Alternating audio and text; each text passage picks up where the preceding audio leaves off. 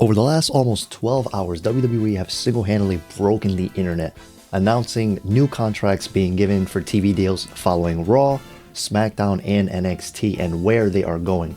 We have a new announced team that could potentially be debuting for this Friday on SmackDown.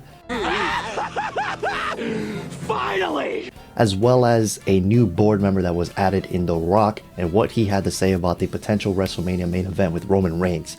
There's a lot of things to unpack here, so let's just stop yapping and get straight into it. The first major piece of information is that WWE Raw will be coming to Netflix. When? In 2025. And we have a couple of notes to talk about this actual press conference release as well. We're going to be talking about the commercial breaks, the length, how long the deal is for, what they're getting paid, all that stuff. So the first thing we will do is talk about the deal. The deal is reportedly valued at $500 million per year, which is $5 billion over the course of 10 years. This is a notable increase from the existing deal that WWE has with NBCU, where they're paying approximately $250 to $260 million per deal. They're literally getting double their value. I mean, I gotta be honest, Nick Khan, MVP once again. The deal will see Netflix be the exclusive home to Raw in the US, UK, Canada, Latin America, and other territories. Not only this, but Netflix will be the home for all of WWE shows outside of the US, including SmackDown, NXT, and PLEs. An example, I read a comment on the WrestleOps Twitter page where they were talking about like Brazil, and he had mentioned that everything is still available on the WWE network, but I would imagine that with this information that it's all going to be migrated to Netflix.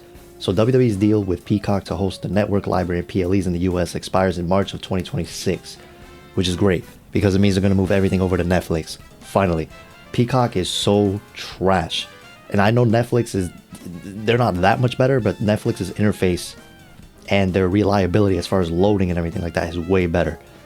Now, if they have the bandwidth to have all these people watching at the same time live, is going to be a whole different story because Raw will still be live as far as I'm being told. Now, the uncertainty here is as follows. WWE's deal ends on October 24th, which means they're going to have like a 2-month gap.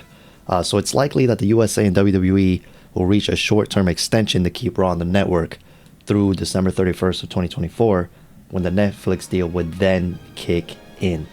And as I have stated before, they're also going to be having the option of airing all 3 hours on the show. It is not going to change to 2 hours. And the benefit to this is that, according to CNBC, matches will be scripted around commercial breaks to satisfy the ad-free customers. Because as you know, Netflix has a ad-free option and a commercial option, meaning you'll get ads during the show. So what that means is it's literally the same thing as it is now. When they're having matches in the ring, you'll still get your commercials, but for those of us who have ad-free, we get to watch all that. Or if there isn't a match going on, then we just get a little break. But, for example, for those of you who watch AEW on FITE TV, you'll notice that the commentary team will still keep talking through the commercials, and you'll still see matches through the commercials. That's exactly what's going to happen on Raw. According to this, he even goes on to say in CNBC that, or they say, such as a wrestler in a sustained headlock, meaning we're probably going to freaking Kevin Owens is going to be back in full effect, putting people in headlocks for 90 seconds while we're on commercial break. So I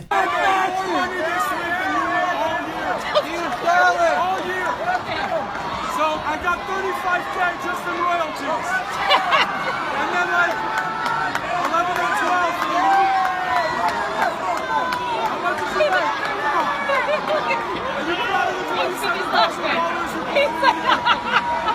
The benefit to all of this as well is that if Raw ever has a bit of overtime or an extension in promos or matches, Netflix most likely won't cut it off, which means we may get maybe the 11:05 or 11:09 for my Eastern people from back in the day, where the show would run 3 hours and sometimes like 10 minutes or 5 minutes extra. It's also worth noting on this deal that it will also stay on Mondays. And like I said before, for all my people outside of the US, Netflix will also become the home for all WWE shows and specials outside the US as available, including Raw and WWE's other weekly shows, SmackDown and NXT, as well as the company's premium live events. WWE's award-winning documentaries, original series, and forthcoming projects will be available on Netflix internationally beginning in 2025. Imagine it winds up being one of those situations where, I don't know if you remember, Sasha and Alexa were fighting during the time WWE was filming in the pandemic. And you could literally see them as soon as they go to commercial break. Alexa and Sasha literally just stop fighting. And it was caught on camera right before they went on commercial break. So now WWE has a home for all of its shows. SmackDown to USA starting in 2024, and NXT going to the CW channel also starting in 2024. While 2025, WWE Raw goes to Netflix.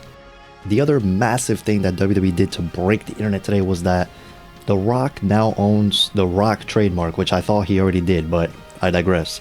He has been granted full ownership of the Rock trademark, and he has also been named a board member for the WWE UFC parent company TKO.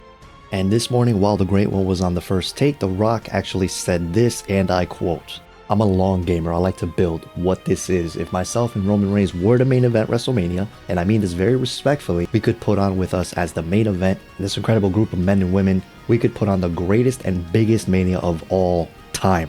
He also says that there's an opportunity for it to be seen more globally and basically expand the reach to new heights via First Take. Now, what this is sounding like to me, sounds like the Great One might maybe the Raw after WrestleMania this year when Cody beats Roman set up, similar to how he did with John Cena, to set up the main event for the following year's WrestleMania. Maybe. But I don't know if that's something that they're willing to do or wait that long. You know, a lot of people thought it was going to be Elimination Chamber, myself included. A lot of people thought it was going to be SummerSlam. I mean, even I thought that as well. But it makes sense. You could really stretch this out all the way till next year. That makes a lot of sense. The story's already there. And this way it allows Cody to finish what he's doing. And next year you have finally the match that we've been waiting for 2 years for, The Rock and Roman Reigns. But it's also apropos because as The Rock stated in his promo, should The Rock sit at the head of the table, that was apparently a double entendre for him being named a board member of TKO.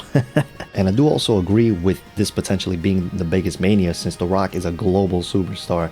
And from a global marketing standpoint, it would make a lot of sense to get more eyes on the product if they do it next year. But let me know what you think in the comments. And in case I forgot to mention this, WWE Mark Shapiro, COO and president of WWE, states that WWE and Netflix will look to do documentaries on the characters and superstars of WWE and so on over the course of the deal via Financial Times. Also, since this has been going around real quick before we close out today's video, sources across WWE, AEW, New Japan Pro Wrestling have claimed to Fightful Select that reports of Okada to WWE and NXT are premature at this stage. But if he does go there, there's rumors that he could potentially be at NXT. Now, personally, I think he should go on the main roster, but I guess it all depends on where his English is and stuff like that, because maybe NXT would be a good place for him to start. Let me know what you guys think. Are you happy with the Netflix deal?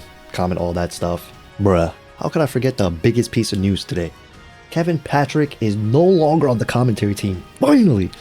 Starting Friday, moving forward, they are getting rid of him. And the reason for it was just not working out. So who is going to be alongside Corey Graves? Maybe they'll bring back Saxton. I even said this in my live stream last week. I was like, you should bring back Saxton. Because he's not nowhere near as bad as Kevin Patrick. So we get rid of him. And yeah, I know people are saying Vic Joseph, but I think Vic Joseph should stay with Booker T. I think their commentary, what's the word? Their tag team, their chemistry works out perfectly. But hey, are you guys happy with this? Let me know. Thank you for watching. Peace.